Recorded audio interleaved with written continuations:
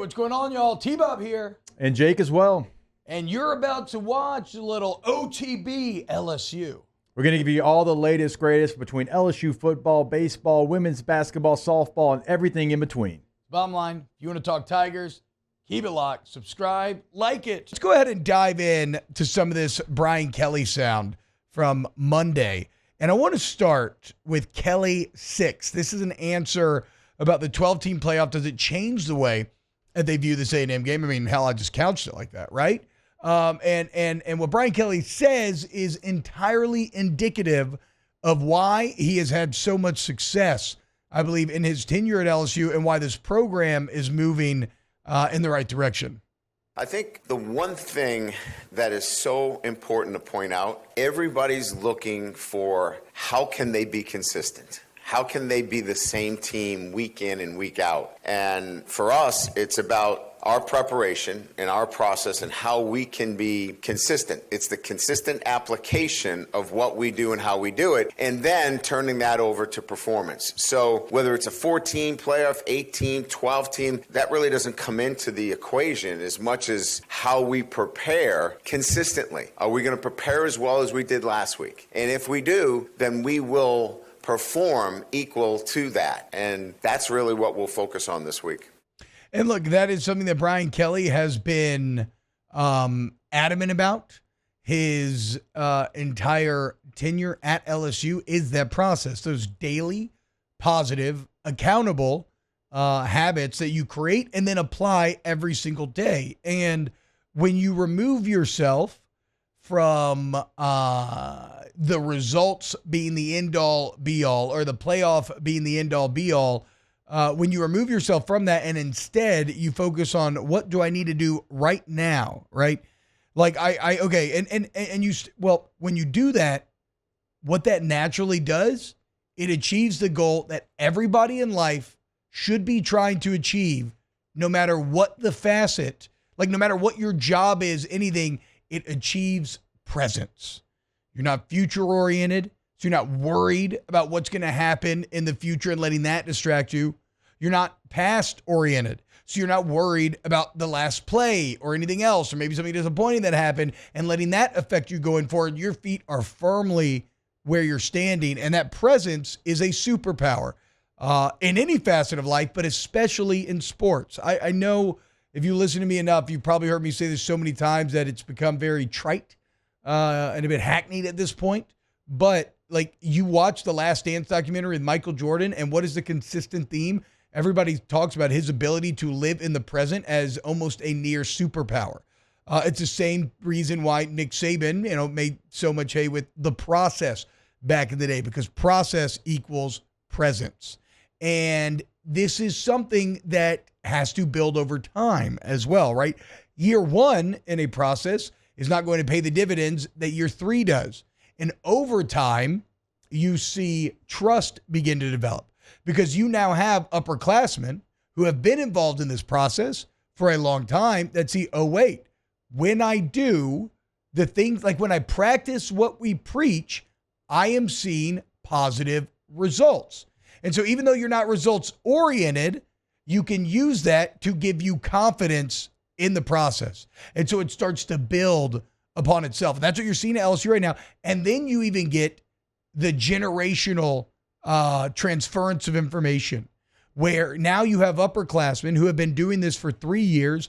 They believe in it, and they're able to pass it on to the younger guys. And that was one of the most shocking things that Brian Kelly talked about during Monday, was they played 11 true freshmen in that game against Arkansas. 11 true freshmen starting on the road in the SEC, and you put together your most complete game yet. And when you're talking about going on the road to a Texas A&M, maybe the hardest environment you'll be in all season, that consistency, that removal from the results, that is critical to being yourself, achieving that business trip mentality and accomplishing the goals that you set out for yourself, especially when I believe, like I do, that you're slightly better than A&M. I don't think it's a large gap. I think you're slightly better. So how do you take advantage of that? By being yourself okay? And you do that through the process. I really loved that answer from Brian Kelly. This was a pretty nuanced question. This is Kelly 10, and this was about Nussmeier's completion percentage it's about Garrett Nussmeier's completion percentage in the SEC. And it leads to a larger conversation, and I don't know who asked it, but credit to him, because he made clear, because Garrett Nussmeier is completing less than 60% of his passes in the SEC right now. But, in conference games, yeah, right. But if you look at the quarterbacking room as a whole in conference games, it's pretty shocking. Everybody's down. You have Carson Beck with 8 touchdowns and 8 picks. Jalen Milroe, 5 touchdowns, 6 picks. Let's see who. Actually, where is? Oh, Quinn Ewers isn't even on here because he hasn't played enough SEC games to qualify. But Brady Cook, supposed to be one of the best quarterbacks in the entire league entering the year. He doesn't have great stats in the SEC. Really, nobody does. Here's what Coach Kelly had to say about maybe why Garrett Nussmeier's completion percentage is lagging a bit in conference play. Our passing game, and you can, obviously look at what we do. We're not a team that takes some of the bubble screens and the quick entry pass throws as part of what we do on a consistent basis. We'll have some free access throws on the perimeter, but we're through passing game progression, which is some more complex throws. So our percentage is going to be a little bit lower. We're not going to be in the 70 to 75 percentile. We're going to be probably in the 60s. So it's really what our choice is relative to the kind of passing game that we're running with Garrett. Yeah, and on the front end of that, he was asked about Jaden Daniels last year, and that, it's 70 plus completion percentage, and basically said, look, that was Daniels just throwing the ball at a superhuman level, basically, right? And this is still Nuss's, he didn't say this, is me saying this now. This is still Nuss's first year starting, and he's gone against some of the best defenses in the entire SEC, and they're asking him to do hard things. They are not coddling him. Think back, and this is not, I don't want to be, whatever. If you want to take this however you will. Year one of Jaden Daniels, you did protect him a little bit. You did rely on a lot of those quicker throws, easy decisions, cut the field in half. Right now, they are asking us to work through all of his progressions. Oh, well, T-Bob, last week you had a lot of those. Well, no, those are just those are not bubble screens, all those kind of 5 little 8-yard hitches that you hit last game. That was just taking what the defense gives you. If they're going to give you that soft coverage, what they call them, alert looks, I think it might have been. But you just whip it out there, get the ball to your playmaker space, let him make a play. That's just reading what the defense gives you. That's not a bubble screen or anything by call or design. And so the ceiling on Garrett Nussmeier is pretty wild. If you listen to the show, you probably know I host a show with Aaron Murray called Snaps, and we watch all the games, break them down in depth. And here's Aaron's top 10 SEC quarterbacks as it stands right now. He has Garrett Nussmeier, number 1. He has Diego Pavia, number 2. He has Quinn Ewers, 3, then Jackson Dart, then Van Buren from Mississippi State, then Carson Beck, then Jalen Milroe, then Nico Iamaleava, then Lagway, then Wegman. The point is, and then Brady Cook all the way down there at 12.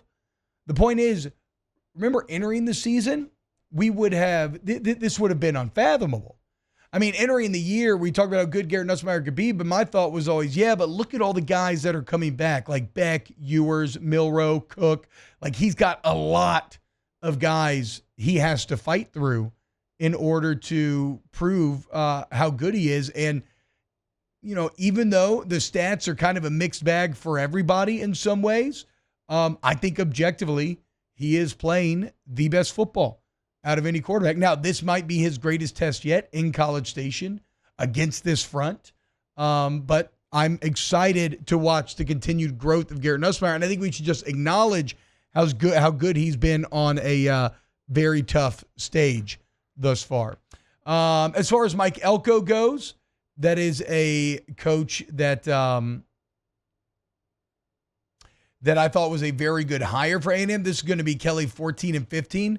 Of course, Brian Kelly hired Mike Elko back in the day at Notre Dame to be his defensive coordinator. Why has it worked out so well at A&M? This Kelly 14. Look, it's like anything else, right? We just talked about Blake Baker, right, and his ability to relate. Mike does a great job with the players. He's demanding, but never demeaning. He has a standard of what he expects, but has always been able to build great relationships with his players. And so when you have that standard, and he's a very bright mind when it comes to defensive and defensive structures, he's got layers to everything relative to how to play defense. He's seen every coverage, knows every defensive front. So you've got a guy that has great experience.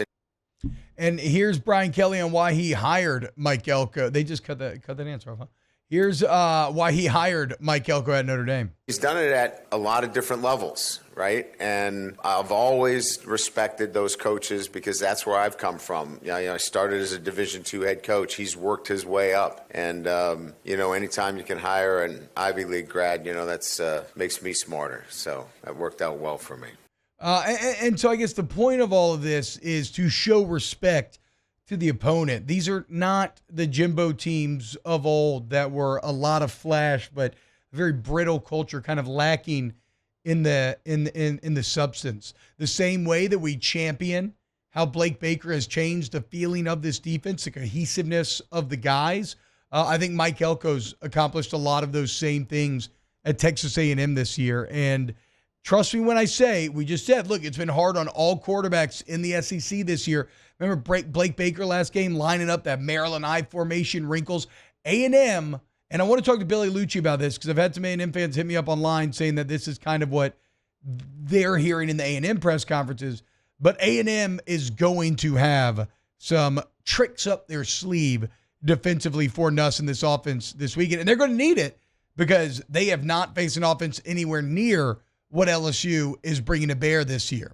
Whereas I do think this LSU offense has faced some really damn good defenses already and played very well. Wow, Jake, what incredible takes. Those guys, they're just the best. I think so. And if you think so, again, hit the like button, subscribe, ring the bell so you get notifications when we post every single day here on OTB LSU.